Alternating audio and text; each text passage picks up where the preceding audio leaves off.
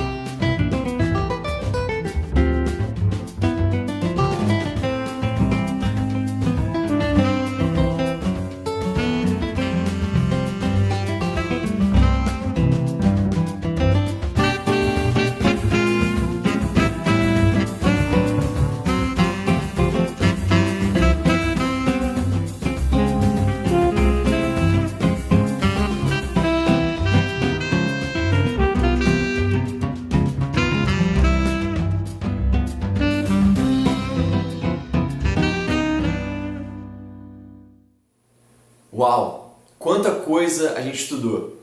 Foi incrível ver que a Bíblia é viva, que a Bíblia tem muito, muito a dizer para nós hoje, na atualidade, para os nossos desafios, para as coisas que a gente enfrenta hoje. Eu mal posso esperar para 2022 por tudo aquilo que a gente vai aprender junto com as Escrituras e com o que vai ser dividido pelos nossos irmãos e irmãs. Grande abraço! Apesar da pandemia e dos inúmeros desafios que enfrentamos ao longo desse ano, o ano de 2021 também foi marcado por uma série de histórias inspiradoras no crescimento da nossa família. Logo no início do ano, a dona Aristeia, de 88 anos, mãe da Miriam, fez a seguinte pergunta para um grupo de irmãs que estavam estudando a Bíblia com ela: se aqui em casa tem água, o que me impede de ser batizada? A história da dona Aristeia é quase uma releitura de Atos 8. Através da sua fé, essa senhora enfrentou diversos desafios, inclusive na saúde, inclusive contraindo a Covid 2 vezes, mas nada a impediu de continuar seus estudos bíblicos e em janeiro desse ano ela convidou os irmãos da igreja de Silva Jardim para irem para sua casa em Macaé, onde ela foi batizada. Em 2019, o Hugo, filho da Carla e do Luiz Cláudio, iniciou seus estudos, que foram marcados por uma série de curiosidades e questionamentos que foram respondidos pela palavra. O coração dele, sedento, fez com que ele fosse batizado com muita convicção em fevereiro desse ano. O Will também começou a estudar a Bíblia em 2019, mas decidiu parar. Em 2020, assistindo um culto online dos universitários, ele foi tocado pela palavra e decidiu voltar a estudar a Bíblia. E em fevereiro desse ano, o Will também foi batizado. E como é inspiradora a história da Cris. A Cris começou seus estudos em 2019, quando ela ainda morava aqui no Rio. Mas depois ela precisou se mudar para Barbacena, Minas Gerais, mas nada disso impediu que ela continuasse os estudos. A Cris, ela sempre foi muito atenta, curiosa e muito apaixonada pela palavra de Deus. E ela manteve os seus estudos virtualmente. Em julho desse ano, ela foi batizada aqui na praia de Copacabana, com uma gestação de 9 meses. Em setembro, nós recebemos a Alessandra. Ela estava pedindo a Deus que mudasse sua vida e foi sedenta desde o convite que recebeu para poder conhecer mais profundamente a Deus através de sua palavra. Ela trabalhava à tarde no comércio e reservou as manhãs de terça e quinta para virtualmente estudar a Bíblia. Em 3 meses, a Alessandra foi batizada na igreja da Baixada Fluminense. O Jorge começou seus estudos em 2018, depois de conhecer o nosso grupo de universitários na UFRJ. Mas depois de um tempo ele parou. Mas a sementinha ficou ali e ele continuou buscando a Deus. Até que retomou o contato com a nossa igreja, através da internet, retomou também os estudos e no início de novembro ele foi batizado. E o nosso amigo Vitão, filho da Cris e do Ney, esse querido da nossa família, e conhecido desde pequenininho por muitas e muitos de nós. O Vitor estudou a Bíblia com muita sede e fome de conhecer mais da palavra. E ele foi batizado também em novembro, para a imensa alegria da nossa igreja e do nosso amado Deus. Olá, eu sou a Adriana e em nome do Hope do Rio de Janeiro, eu gostaria de relembrar com vocês alguns acontecimentos importantes do ano de 2021. Felizmente, o programa Crescer com Integridade continuou as suas ações com as crianças e os adolescentes atendidos pelo projeto.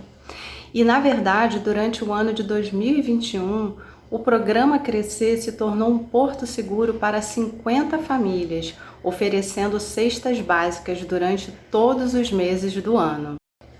E em dezembro, esse auxílio foi ainda mais especial, quando os padrinhos das crianças e dos adolescentes enviaram presentes de Natal, um gesto repleto de afeto, que sempre alimenta a esperança de quem recebe e de quem doa os presentes. O Hope também promoveu a ação da compra de uma casa para a dona Tânia, filha de dona Raquel, que infelizmente no início do ano de 2021 nos deixou. Mas 92% do valor da casa já está quitado e uma linda horta sustentável está sendo preparada no local. O projeto de desenvolvimento na primeira infância pelo método Montessori também caminhou em 2021. A sala ficou pronta e agora nós já podemos iniciar o nosso trabalho de educação integral com crianças de 3 a 6 anos de idade. Outra ação muito importante do Hope foi a ajuda no tratamento de saúde do Matheus. Matheus é um jovem tetraplégico que durante o ano de 2021 enfrentou situações muito delicadas em relação à sua saúde. Mas a boa notícia é que o Matheus está bem melhor e por ser um jovem muito talentoso, ele está aprendendo a pintar com a boca e com os pés. E mais uma boa notícia, 2 programas muito importantes desenvolvidos pelas nossas igrejas agora são formalmente apoiados pelo Hope Rio de Janeiro. O programa Apoio, que oferece ajuda emocional aos discípulos, e também o programa Sopro Antirracismo. E para finalizar, eu trago uma novidade em relação aos adolescentes da nossa igreja. No ano de 2021, nasceu o grupo Artistas de Plantão, com o objetivo de promover a interação entre eles por meio da partilha de trabalhos e iniciativas artísticas das mais diversas áreas. Inclusive, temos um grupo de 7 adolescentes diretamente envolvido na produção de uma peça teatral que será apresentada para a nossa igreja. Bem, hoje eu fico por aqui e quero aproveitar a oportunidade para desejar um feliz ano novo para todos vocês e que Deus nos guie e nos ajude nos nossos sonhos e projetos. Até mais! De cultos 100% gravados, a mídia recebeu a missão de fazer cultos ao vivo. Num primeiro momento, apenas para as pessoas que faziam parte da liturgia do culto, então pregador, coral, quem faria o bem-vindo, quem faria a oferta. E mesmo assim já foi um desafio da gente sair das gravações em casa, dos vídeos recebidos, do agendamento no YouTube, para fazer algo ao vivo. A gente saiu de um lugar que a gente não sabia nada sobre transmissão, que a gente teve muito que conversar com pessoas de outras igrejas, assistir vídeos para poder aprender, pesquisar bastante, para a gente conseguir fazer esses primeiros cultos ao vivo. E o primeiro culto ao vivo na Liga, ele foi bem marcante para todos nós, porque o computador travou, ficou tudo azul, ficou girando, e a gente não sabia o que fazer, se a gente recomeçava, se a gente religava, e mesmo assim, o culto continuou sendo transmitido e a gente falou, foi Deus. Então foi muito encorajador ver quanto Deus estava capacitando a gente, estava instruindo a gente, e fez com que todos esses cultos pudessem alcançar quem está em casa. Então, após esse primeiro culto, nós percebemos que não seria uma transmissão muito fácil. E aí, com isso, tivemos que buscar, estudar como poderíamos realizar uma boa transmissão. Então, nós buscamos também ajuda com as nossas outras igrejas e buscamos achar soluções para adaptar para a nossa realidade, né? E aí, nos primeiros meses de transmissão, nós chegamos lá 8 horas da manhã para montar os nossos equipamentos e depois, no final, ter que desmontar esses equipamentos. E aí, com isso, as instabilidades, elas aumentavam, né? Então, todo domingo, um problema surgia. Eu tinha até na minha mente uma lista de problemas possíveis que poderiam surgir, mas acontece que sempre surgia um problema novo, e aí acabava que essa lista só acumulava o problema.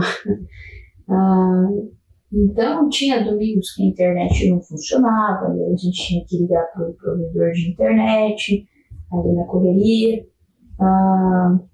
ou um equipamento falhava, ou até mesmo faltava luz, e aí a luz só voltava minutos antes da transmissão começar. Eram domingos assim, bem emocionantes. Até que nós decidimos mudar a realização das transmissões para a sede, para que não tivéssemos mais essa necessidade de montagem e desmontagem dos equipamentos, para ver se esses problemas de instabilidade diminuísse, e também porque era super exaustivo ter que montar e desmontar todo domingo, né?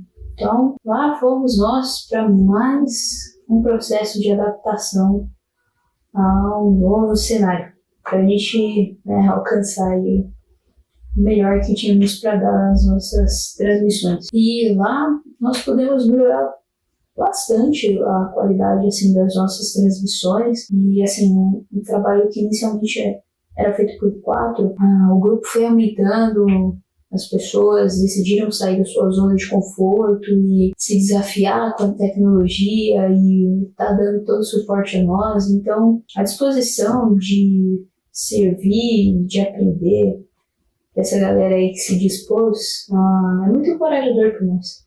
Então, muito obrigado, você sabe quem eu estou falando, você mesmo. Muito obrigado. E aí, depois, para mudar de volta para a Liga, para que houvesse os cultos presenciais, foi uma outra aventura, porque o problema de montagem e desmontagem dos equipamentos não ia sumir, né? Então, a gente tinha que saber contornar esse problema. Então, precisou de mais um tempo de estudo para ver como nós iríamos nos adaptar a esse novo cenário. E aí, até que enfim, após a compra de novos equipamentos e a elaboração de estruturas que nos auxiliassem a minimizar o processo de montagem e desmontagem dos equipamentos, realmente nós podemos nos mudar para a Liga. Mas antes disso, nós fizemos vários testes que duravam horas, ou até mesmo um dia inteiro, e só depois disso nós pudemos nos mudar para a Liga com a estrutura que alguns de vocês já viram aí durante o culto.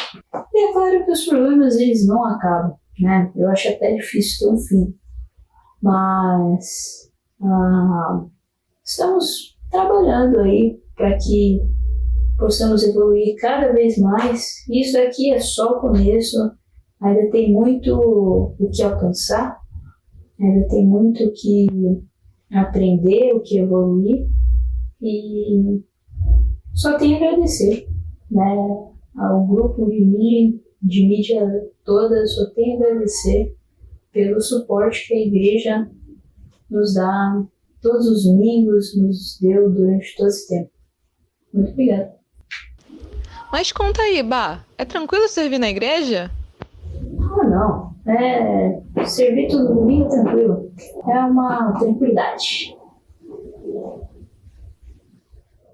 E em 2021 a gente passou por diversas séries que conversavam diretamente com o que a gente vivia no dia a dia. Desde a série de Imunidade, que fala diretamente com o que a gente viveu nesses anos, a série de Heróis, que falava com as Olimpíadas, a série de Trabalho. Séries que não conversam apenas com quem é da nossa igreja, mas com todo mundo lá fora. Então a gente tentou pensar os teasers dessas séries, esses vídeos, de forma evangelística. A gente pensou em como atrair essas pessoas a assistirem o culto. Pessoas que não necessariamente seriam atraídas e teriam vontade de assistir o culto por um convite. Então a gente tentou pensar em imagens, em títulos, em formas que as pessoas seriam atraídas a assistirem ao culto. Então, já que elas estão na casa delas, que elas não precisam ir até a igreja, que elas podem assistir com um clique, como fazê-las se sentirem interessadas a ouvir a palavra? Não tem como passar por esse ano sem agradecer a todas as pessoas que fizeram isso acontecer. Ao nosso time de mídia, cada um na sua função, um na câmera, um passando as letras das músicas, o outro no som, várias pessoas que tiveram ideias geniais para que o culto pudesse ser transmitido da forma que foi. Então eu fico muito feliz por fazer parte dessa equipe. E também as pessoas que estão de casa, que enviaram vídeos, que enviavam sugestões, que ficavam avisando a gente pelo WhatsApp que o áudio não estava tão bom, que a imagem estava errada. Enfim, todos vocês fizeram muito parte para que tudo isso acontecesse. E é lindo olhar a nossa evolução, é lindo olhar o quanto a igreja na parte de mídia tem crescido, tanto com os seguidores nas redes sociais, quantas pessoas a gente está alcançando com os nossos vídeos por lá. Também os cultos que tiveram assiduidade durante todo o ano, o quanto é lindo ver que a igreja ajudou a mídia e que a mídia ajudou a igreja a passar por esse ano, sempre louvando a Deus, buscando alcançar novas pessoas, e quanto isso é ser igreja.